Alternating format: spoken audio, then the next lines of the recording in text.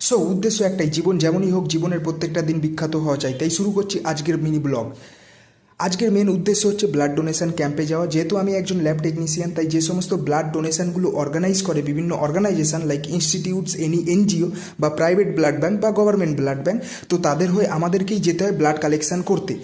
আজকের blood donation ক্যাম্পটা organise করেছিল দক্ষিণেশ্বরের কাছে একটা ক্লাব, অনেকটা দূরে। তাই সকাল সকাল মেস থেকে বেরিয়ে ডায়মন্ড হারবার থেকে শিয়ালদা যাই এবং শিয়ালদা থেকে দক্ষিণেশ্বরে যাই ট্রেনে করে।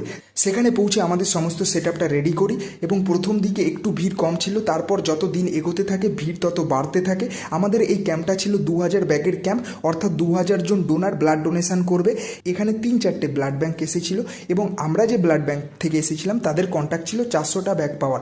আমরা 380টা মতন ব্যাগ কালেকশন করেছিলাম এবং সকাল 8টা থেকে শুরু হয় ক্যাম্প, আর ক্যাম্প ক্লোজ হয় 3টে সাড়ে 3টে নাগাদ। তারপর আমরা দক্ষিণেশ্বরের স্টেশন থেকে টিকিট কাটি এবং টিকিট কেটে আবার ডায়মন্ড হারবারে ফিরে আসি।